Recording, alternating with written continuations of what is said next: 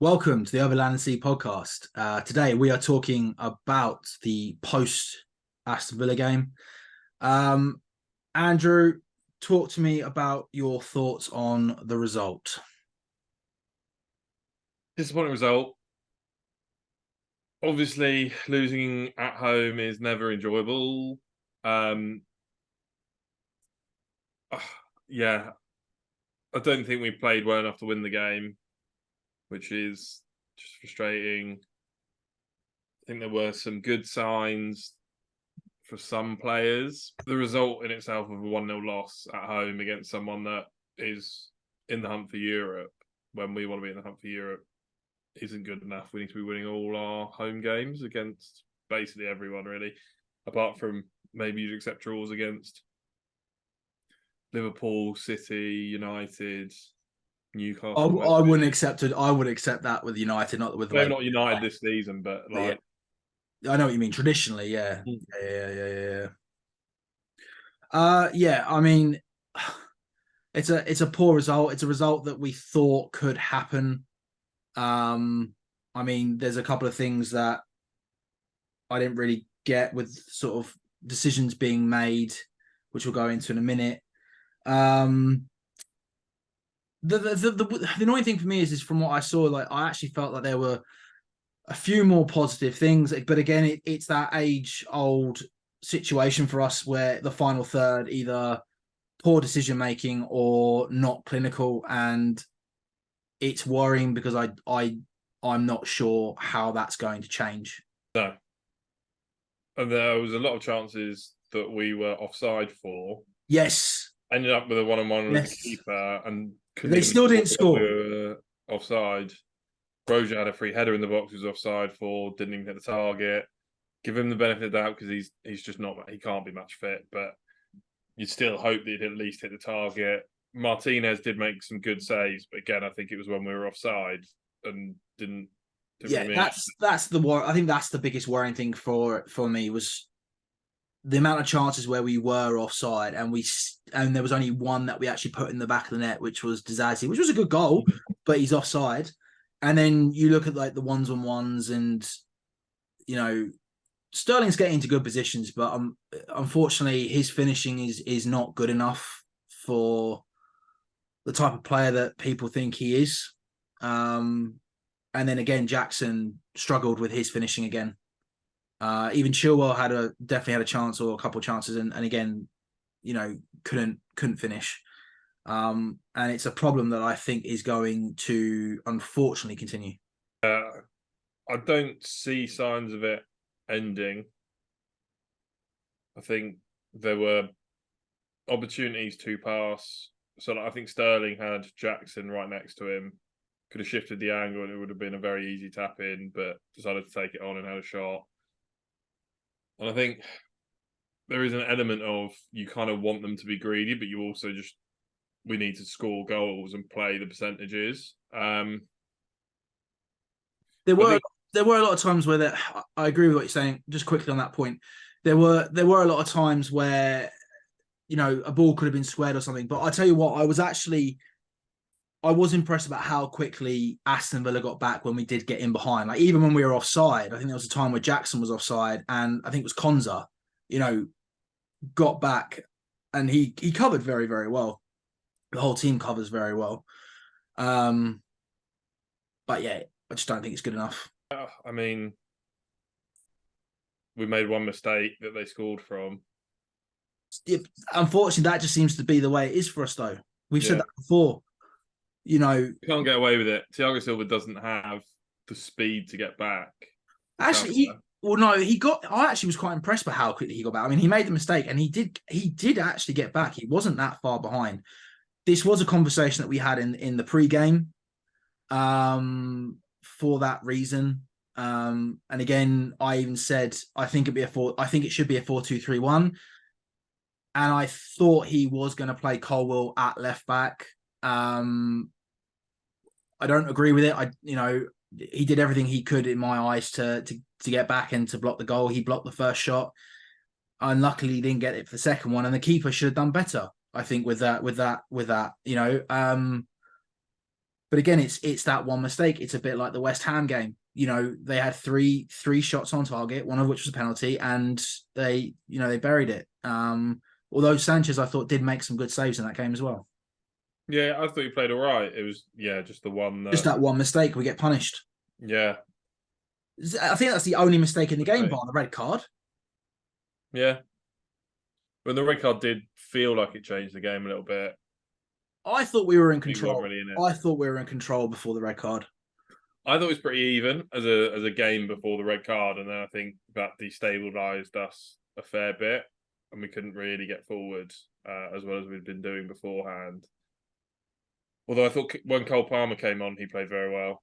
He played some very nice balls through that gave us decent opportunities. I think a couple of them we were offside for, but Yeah, he spreads the ball. He spreads the ball really, really well, and it's another reason why I put him in my starting lineup. Again, it's not against any other players that play in midfield or against Conor Gallagher, but I just felt we needed something a little bit different, and I think he did bring that on when he came on. But I just would it have been different if he started? I think it'd be interesting to see him start the next game. He's got to start a game at some point because he's definitely shown he's got something in this game, and yeah.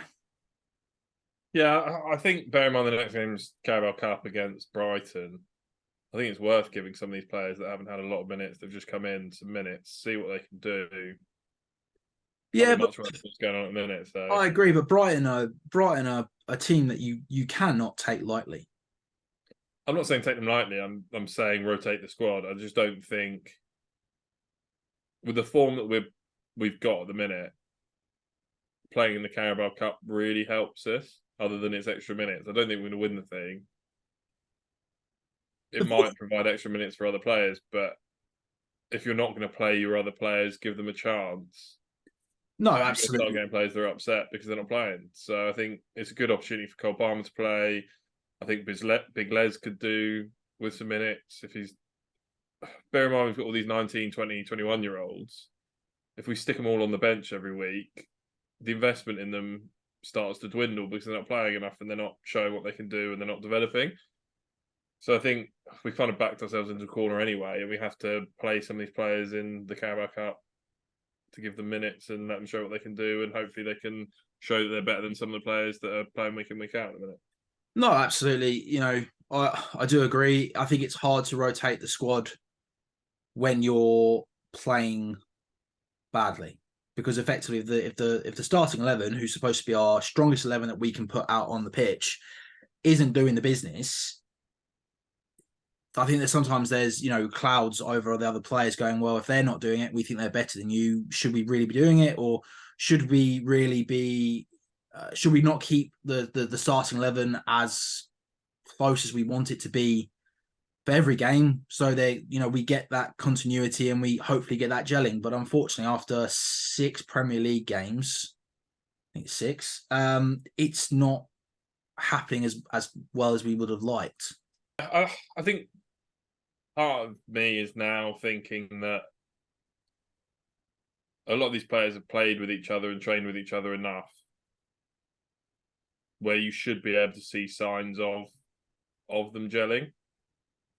And I think we saw it with Nkunku and Mudryk and Jackson in pre-season, where they gelled pretty quickly, and sometimes it happens naturally quite quickly. And other players I don't think have really had a chance to gel with Jackson because they just haven't played that many minutes with him. But something's obviously not working because we're not picking up results. So I don't feel like I have a problem with Cole Palmer game. I wouldn't do wholesale changes necessarily, but I think the ones that have shown that they could challenge for a spot, I think they should get some minutes. So I think Cole Palmer should get some minutes. I think Big Les. I think Noni potentially should get some minutes. Who would you drop for Noni? I don't know if I'd probably drop Sterling. Yeah, Give Mudryk some minutes. I didn't think Mudryk played that badly. He did what I wanted us to do. and tried taking some people on, tried No, doing there's been a lot of praise for him. There's been a lot trying of to play praise some for him killer after the game. balls. There's been a lot of praise Um, for him. Sterling's taken a bit of a beating, but you know, at the end of the day, if you're not going to take opportunities and you can't find your man in the box, and that's your main job, what do you expect? yeah, maybe there's a system change that needs to happen in terms of Sterling plays as basically up front with Jackson. We play two up front, and Sterling's one of them because I just don't think he can't through ball. Realistically, the only thing that he's shown this season is occasionally he beats a man, but he's probably got more of a chance of beating a central defender than a winger, or not a winger, a right back. He can't pass, but he's good at late arriving in the box and being that option, and he's also good at. That's about it. Yeah, fair. I mean, personally, I still got my doubts about Madueke as well. I don't know. I'd probably go Matson, considering we want him to sign a new contract, and well, it's either he signs a new contract or he doesn't sign a contract. There's a lot of stuff going on that over with him at the moment, because I think we said no to Burnley during the transfer window. No, he said no to Burnley. He said no, yeah. So No to Burnley. again, from that perspective, I'd like to see him play if he's saying I want to stay here and play. I think he's a left back. If he stays a left back, he's good. I get he's a good utility option, but long term, I think he's playing left back. Fair. I'm not entirely sure what's going on with bans. I don't know when the bans kick in because it's domestic ban, isn't it? It's not just Premier League. So Malagusto is going to have a 3-game ban at some point, unless that gets overturned, which I just can't see it. No, I mean, there's a few people, I saw it today on Sky Sports. There's a few people saying, like, I don't think it is a red card. It's a harsh red card. The way that I look at it is, if that was happening to one of our players, I'd want to see a red card. Like, truthfully, Yeah. with the letter of the law, I think it was a red card. A little bit unlucky, but it's a red card. Yeah, it's one of those ones that you've seen not given and you've not been sure why. There's no malice. It's just he gets the ball, but he follows through. If Digne was a little bit slower or Gusto had been a little bit quicker, it's not a red card, but it is. So we've just got to bite the bullet. Unfortunately, that just means we've now got a situation at right back, which I think we'll probably put into Zazie, because that's where he went after the red card. Pardon me. So it's another defender out for a few days. Well, for a few games. Yeah, it's not ideal.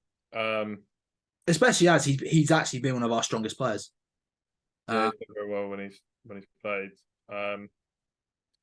Yeah, very unfortunate. He's also been a decent creative outlet in terms of getting assists. So I think he's been one of our most consistent players, and I know Reece James isn't available at the moment, but he deserves to be playing, and he's shown what he can bring. So yeah, hopefully he comes back. He doesn't come back injured, which seems to be happening at the moment in training sessions. But we'll obviously welcome him back as soon as he's allowed to play again, and see what he can bring. Continue bringing what he's already brought. There's only one point that I've really been questioning from the game, which was the substitutions that we made. So we made at the 61st minute, Gusto had already got the red card, and we brought Chilwell on for Mudryk, which makes sense because we wanted the back four. So I get that someone had to give in. Chilwell can go forward. I get that substitution. And then in the 68th minute, it's still 0-0 at this point. Jackson came off for Big Les. And at the same time, Enzo came off for Palmer.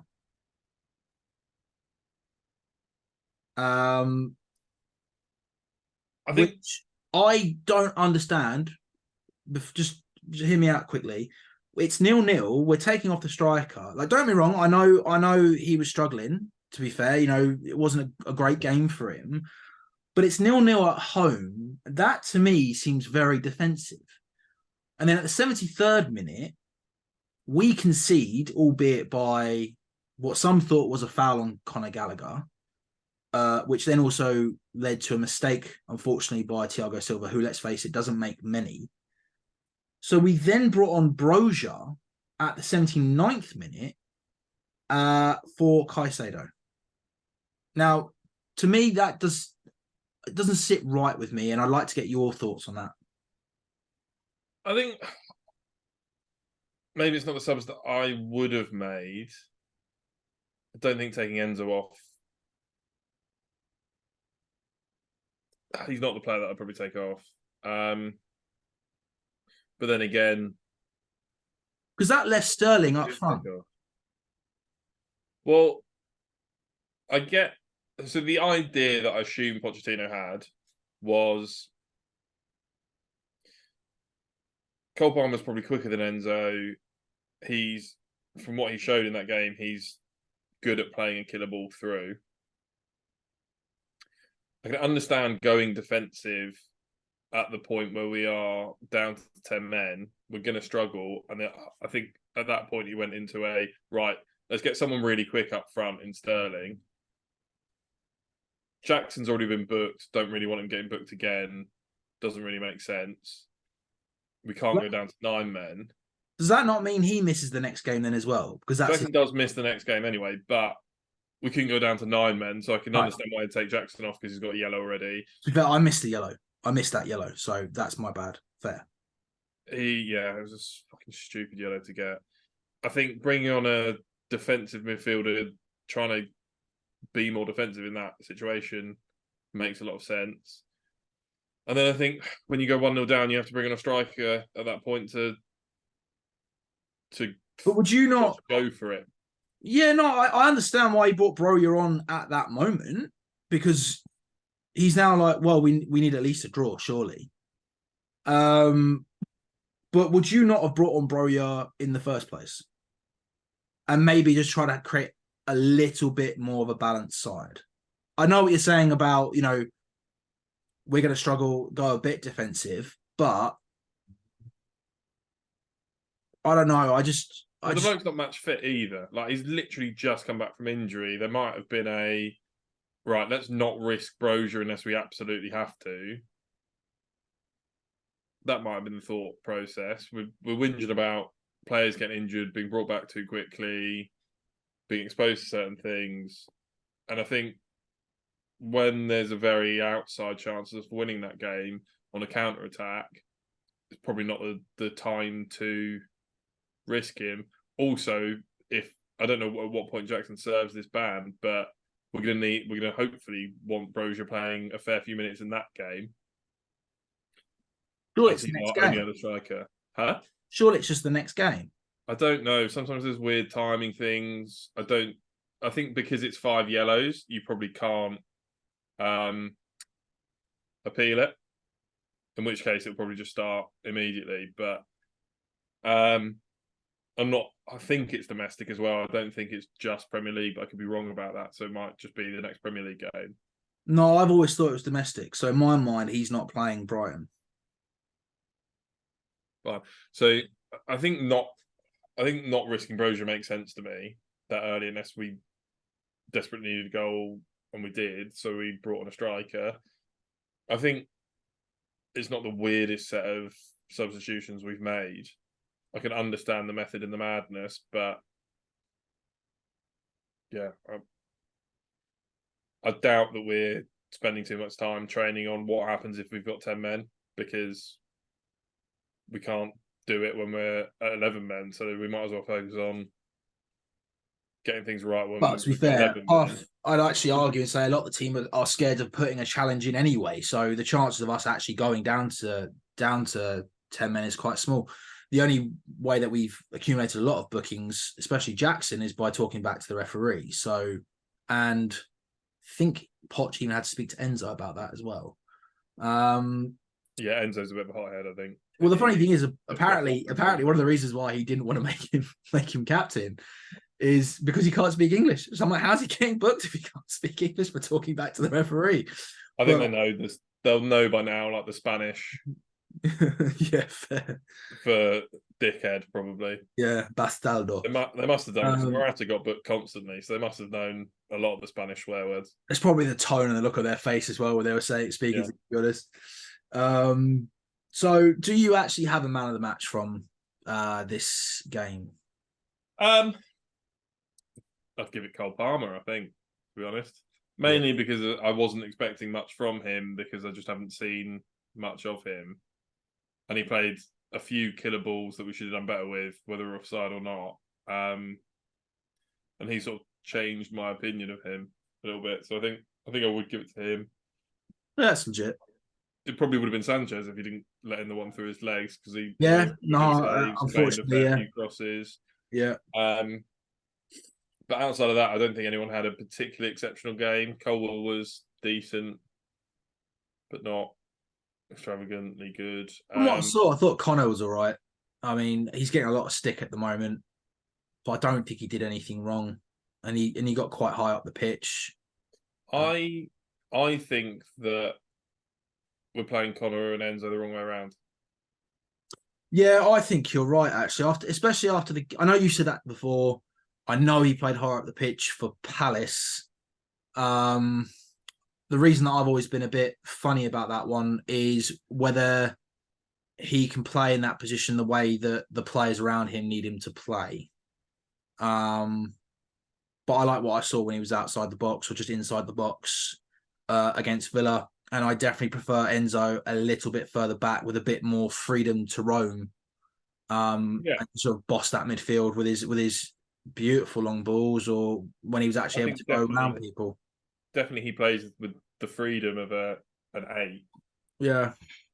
and gets further forward with it. I think that's where he has played best for us this season. And I think he's just kind of lost in that number 10 role, trying to I do agree. something that doesn't really naturally come to him naturally. So, and we lost, I think, a bit of creativity with balls over the top because he wasn't playing in a position where he could deliver them as easily in a game where Villa played a very high line, like we thought they might. Yeah. And the opportunity was there. So I do think playing him further back would be better. Whether Connor plays further forward or we play Cole Palmer, I don't know. That's a decision to be Yeah. made, but I think Enzo is better in that 8 role. I think Cole Palmer's more natural there now that we've got him. I think he's shown enough to start a game. Yeah, like I say, I'd like to see him against Brighton because he hasn't had a lot of minutes, so it'd be nice to No, he see hasn't, and him on the that's why I 90 put him in the if he starting did. lineup today. You know, wasn't far off getting that prediction right, but not quite on the money. Worst performer or performers? Yeah, weird one. I don't think anyone was absolutely terrible, but I think difficult. I don't think Enzo had a particularly good game for him, just because we know the levels that he can play at. And I think he was off it that day. I think it'd be a bit harsh going for one of the centre backs. Maybe it's Thiago Silva because of the mistake that he made, but like you said, he doesn't make He many of doesn't. them. He really doesn't make it. It's one of those situations where you just feel it can happen. Unfortunately, I mean he pushed quite high up the pitch a few times, and I'm going to let him off because I actually think he's just annoyed. I've seen it before with him on the pitch. I think he's getting annoyed by the way that we're playing, and I think he was like, do you know what, I'm going to push up. I think if in a 5, it'd have been better, but you know, and unfortunately, normally when he's got a good touch, he just missed it. You know, Yeah, I'm more than happy to let a world class player because he is world class still off with the odd mistake. So it happens, and then even then, the keeper should have done better anyway. So yeah. So I think all round Sanchez had an all right game. I it's think just he's no, exactly. It's just that one so, thing, and unfortunately, it's just that one situation, and they got through. So yeah, there's no one that stands out that's had a complete shocker of a game. I don't think anyone had a shocker of a game. I think I think over the 6 games, if you were to accumulate, statistics and the way people have played, I think you probably put it at Jackson and maybe Sterling. So at least Sterling's getting forward a lot more and he's making runs. But if he's not going to do the basics of his position in the final third, then that's also worrying. And if you've got a striker who isn't in the right positions or not gelling with the players so they know where he's going to be, because let's face it, there were times where he wasn't in the 6-yard box and the ball went into the 6-yard box. There was times when he was in the 6-yard box but the ball didn't go in the 6-yard box. Then yeah, so I actually think I'd say it was one of, if not both of them. Yeah. Not that it was awful, but I'm not just the referee for playing 1.5 minutes of added time at the end of the first half when there should have been 3. Well, we know we're not allowed to speak about the officials; they're untouchable. So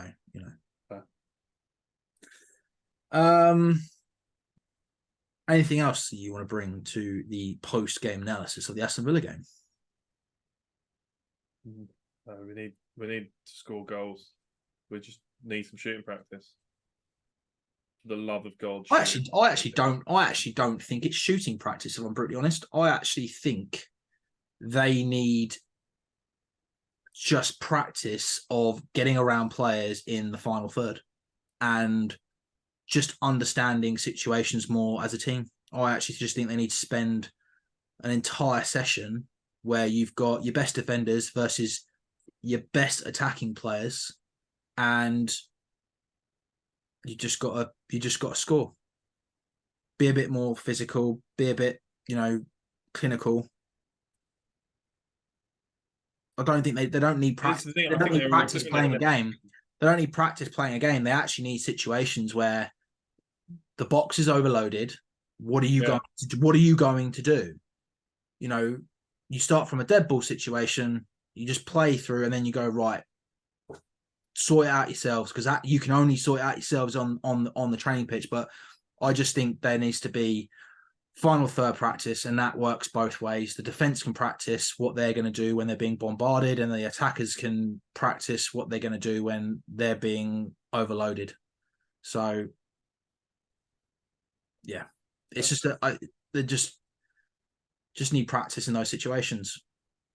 And also, someone said, who was it? Can't remember who it was. Somebody come out and said do you know what? They're trying too hard. And I've said that before. I think there's certain players that are getting more and more worried. I think Jackson's one of them. And they are feeling the pressure of not scoring, especially when it's their job. And I think it's having an impact, which doesn't help.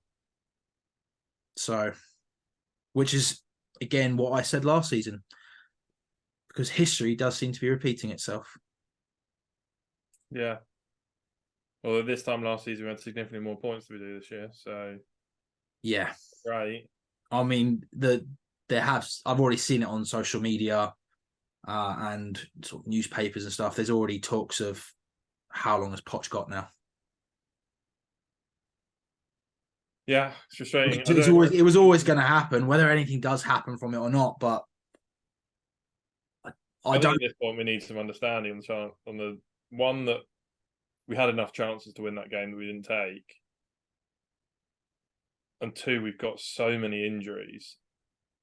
Well, we had that last year, and they gave Potter more time, but I mean, the injury crisis didn't actually sort itself out, even when he got fired. It was ongoing for so long. I don't think Poch is solely to blame. I don't know what else he can do with the injury problems, for one. Thank you for watching, and stay tuned for the Brighton League Cup pre-analysis. I had to really think about it then. Like, follow, share, comment, subscribe. Notification bell. Who's your worst player in the comments? What do you think of the ref in the comments? As much hatred as humanly possible. We hate refs on this channel, so We do. We do. There is a conspiracy against Chelsea. No, I'm joking. Right. Thank you all for watching. Stay tuned.